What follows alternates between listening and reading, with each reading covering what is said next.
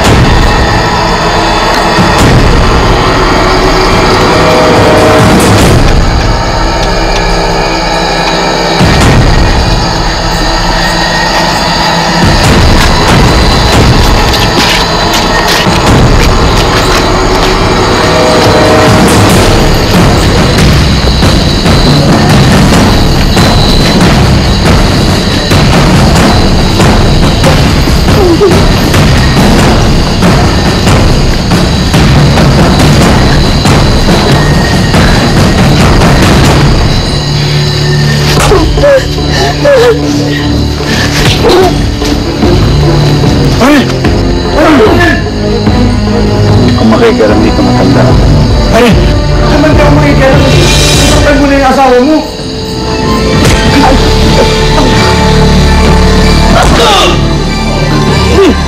Sumpa kayo, no? Paolo! Paolo!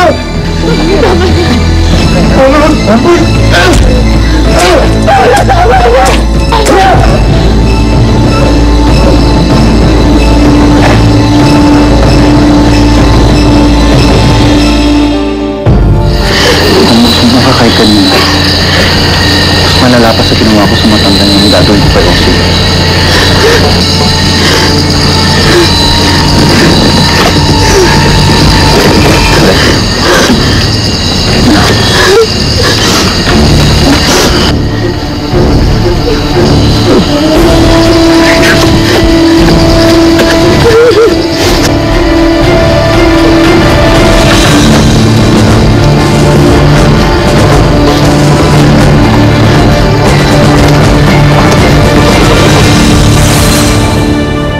Naging kalunos-lunos man ang mga pinagdaanan natin. Sa ating pagtutulungan, may bagong pag-aasang nakabang. Makiisa po tayo sa Operation Bayanihan ng GMA Kapuso Foundation at ipadala ang mga pagkain, tubig, gamot, o anumang donasyon na nais yung ibigay sa GMA Kapuso Foundation Office o GMA Kapuso Warehouse at ipararating po namin ito sa mga kapusong nangangailangan. Ano man pong tulong ang inyong may bibigay, katumbas ito ng bagong pag-asa sa buhay. Kami at ang aking mga kasamaan sa Genesis ang inyong kasama, karamay at kapuso sa pagbangon tungo sa bagong simula. Maraming salamat mga kapuso. Padami ng padami ang dumarating sa aming report tungkol sa mga kaguluhang nangyayari sa 4 na sulok ng Pilipinas. Unti-unti na nawawala ang peace and order sa ating bansa. At iisa lamang ang tanong ng mga kababayan natin na aming na-interview. Ano na nga ba ang mangyayari sa Pilipinas? Mauuna ba itong magwakas kaysa sa ibang parte ng mundo? Huwag mo masyadong pahirapan sa sarili mo. This was out of your control. Emil, wininingan na ako ng kabinete ko tungkol sa posibilidad na yan. Pero hindi ako nakinig sa advice nila. Umaasa ako, kahit pa paano, sa kabila ng lahat, our people would not resort to looting and violence. I know. I understand, pero iba ang reaksyon ng tao pag alam nila na malapit na sila mamatay. Right now, ang kailangan ng bansa natin ay ang kanilang ina.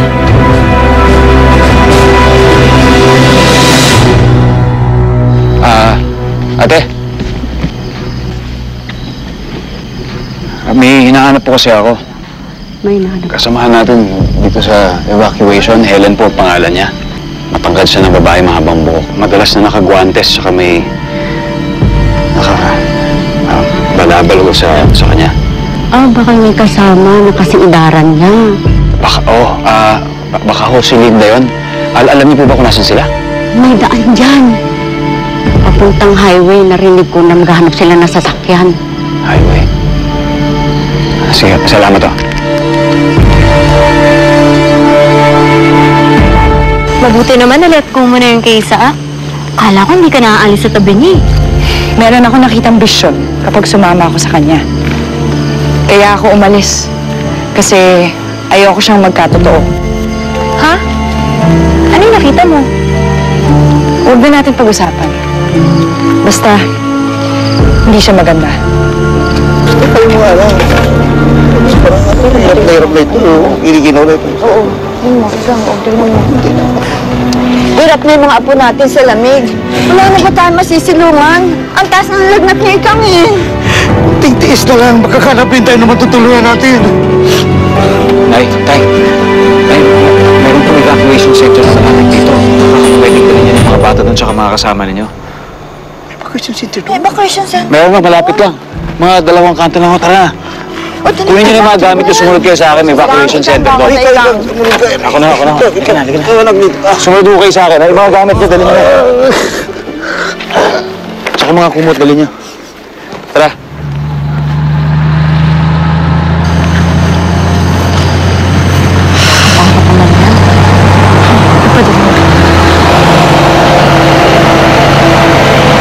Linda.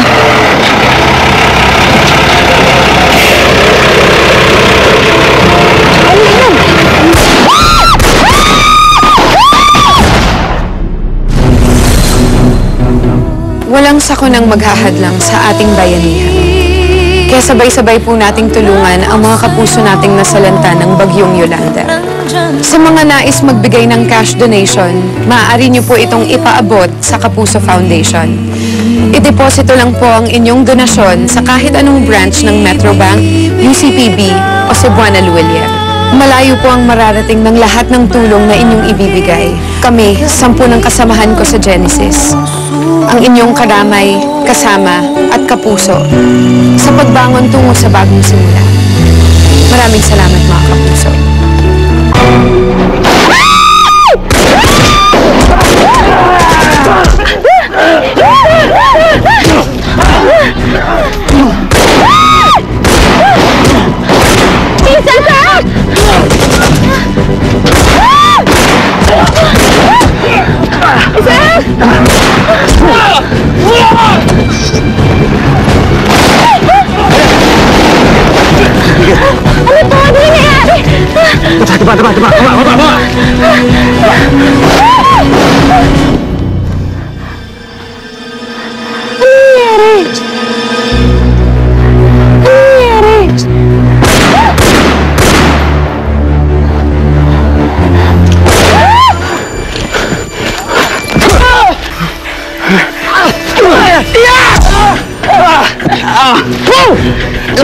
Sira ulo ka, ha? Yan! Yan! Are you okay? Did you miss me? I miss you! How are you? Oh my God! Sira ulo to! Bakit ako? Yan, ha? Pahinga.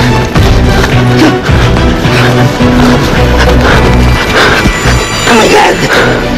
Saan? Hala! Hala! Basta kayo. Tara, balik tayo.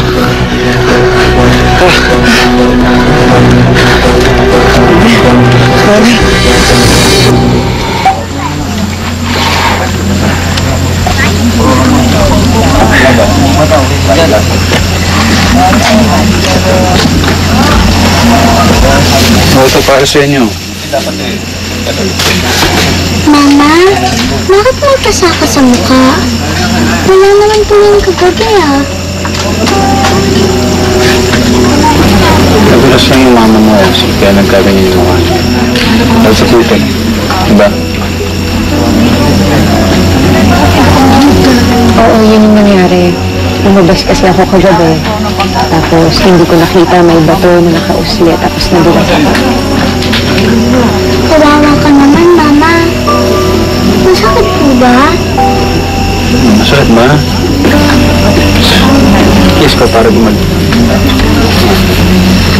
Gagaling na yan. Ang bait niyo yun, Papa. Love na love niyo po si Mama.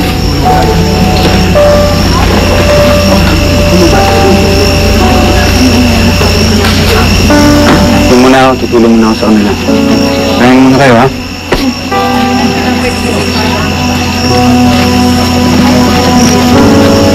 Gusto mo ng tinapay?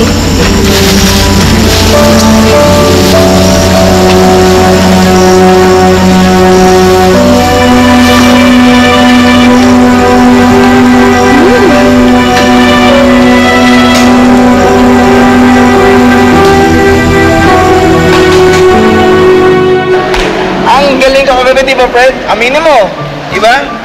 My timing is amazing. Kung hindi ako bumalik, sigurado nang tuduyang ka na. Ba't ka nga bang bumalik?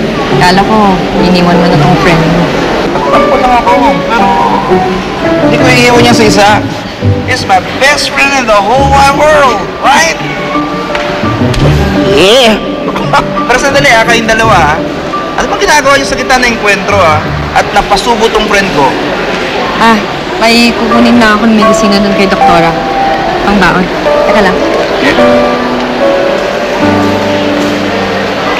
Linda, ano ba nangyari sa inyo kagabi? Ba't bigla kayo nawala? Problema ba? Kasi broken-hearted yung friend ko, eh. Are you sure? Broken-hearted? Oo nga. Nalaman niya kasi na-taken na tong si Papa Isaac, eh. Oo naman! Ang tindi naman ng friend ko. Kilabot ka pala, eh. Wow! Iba ka.